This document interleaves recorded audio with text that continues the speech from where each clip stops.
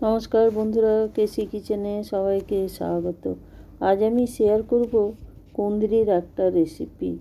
কুঁদরি আমি দেখো কিছুটা আমি কুঁদরি নিয়েছি। কুঁদরিটাকে খুব ভালো করে কিন্তু ধুয়ে নিয়েছি। প্রথমে ধুয়ে নেবার পরে দেখো এগুলোকে মাঝে মাঝে দু টুকরো করে করে আমি কেটে নেব। আর তার সাথে আমি একটা আলু নিয়েছি, আলুটাও আমি লম্বা করে কেটে নেব। দেখো আমি দু টুকরো করে নিয়েছি আর একটা আলুকে এরকম পাতলা পাতলা করে কেটে নিয়েছি। তারপরে দেখো এইদিকে একটা কড়াই চড়িয়ে তার মধ্যে কিছুটা সর্ষের তেল দিয়েছি। সর্ষের তেলের মধ্যে 1 চামচ গোটা জিরে ফোড়ন দিলাম, একটা তেজপাতা দিয়ে দিলাম। আমি পুরো রান্নাটা কিন্তু সর্ষের তেলেই করব। তারপরে দেখো ফোড়নটা একটু নেড়ে চেড়ে নেব।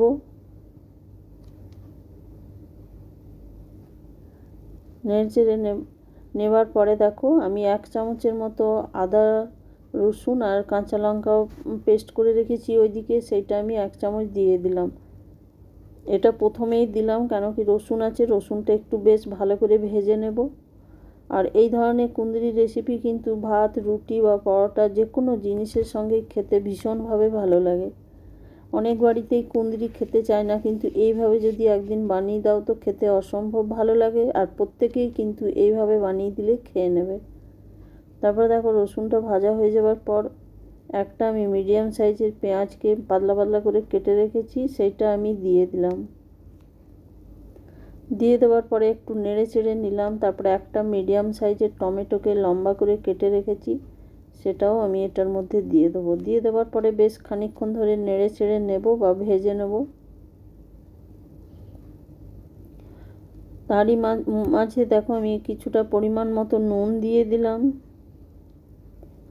1 চামচের মতো হলুদ দিয়ে দিলাম, আর 1 চামচ আমি এটাতে ধনে গুঁড়ো দিয়ে দিলাম। এই রান্নাটা আমি সম্পূর্ণ ধনে গুঁড়ো দিয়েই করব। এর মধ্যে দেখো হালকা জল দিয়ে আমি কষিয়ে নেব। গুঁড়ো মশলা আছে সেই জন্য একটুখানি হালকা জল দিয়ে দিয়ে কষিয়ে নিতে হবে, নাহলে মশলাটা কিন্তু ধরে যাওয়ার ভয় থাকবে। মশলাটা দেখো কিছুটা কষিয়ে নেবার পর ওইদিকে আমি কিছুটা ছোলার ডাল, প্রায় 2 চামচের মতো ছোলার ডাল 2-3 ঘন্টা আগে ভিজিয়ে রেখেছি, সেই ছোলার ডালটা আমি এটার মধ্যে দিয়ে দিলাম। এই কুঁদরি ছোলার ডাল দিয়ে যদি একদিন বানিয়ে দেখো খেতে ভীষণ ভালো লাগে। আর ছোলার ডাল দিলে কিন্তু কুঁদরিটা টেস্টটাও ভীষণভাবে বেড়ে যায়। দেখো এটা আমি ঢাকা দিয়ে রেখে দিলাম বেশ কিছুক্ষণ লো ফ্লেম করে, কেন কি ছোলার ডাল সেদ্ধ হতে একটু সময় লাগে, সেই জন্য এটাকে ঢেকে ঢেকে কষিয়ে নেবো আমি।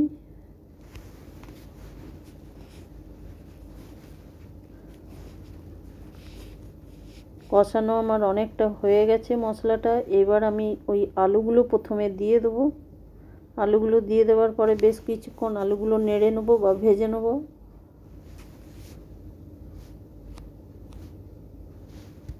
তোমরা তো কুঁদরি নানা রকমভাবে বানিয়ে খাও, কিন্তু এইভাবে একদিন বানিয়ে দেখো, খেতে অসম্ভব ভালো লাগবে।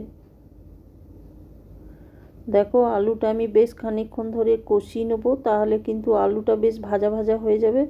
তোমরা যদি চাও তো প্রথমে আলু বা কুঁদরিগুলো ভেজে ভেজে তুলে রাখতে পারো, কিন্তু সেক্ষেত্রে কিন্তু তেলটা অনেক বেশি লাগে। আমি ভীষণ কম তেল দিয়ে করছি, সেই জন্য একসাথেই সমস্তগুলো ভেজে নিচ্ছি বা কষিয়ে নিচ্ছি। দেখো আলুটা ভাজা হয়ে যাওয়ার পর ওইদিকে যে কুঁদরিগুলো কেটে রেখেছি সেগুলো আমি এটার মধ্যে দিয়ে দেবো। দিয়ে কুঁদরিটা দিয়ে দেওয়ার পর বেশ খানিকক্ষণ আরও ভেজে নেবো আমি কুঁদরিটা।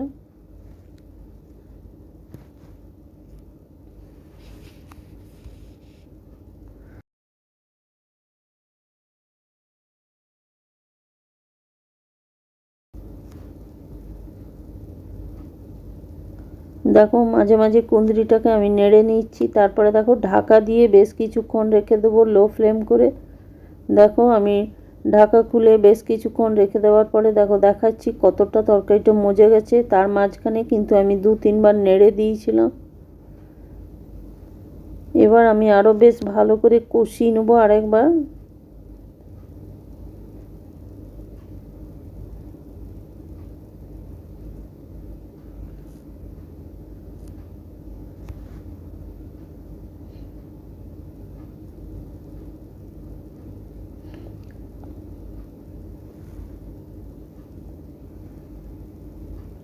দেখো আমার সম্পূর্ণ কষানো হয়ে গেছে। এবার আমি এর মধ্যে পরিমাণ মতো জল দিয়ে দেবো।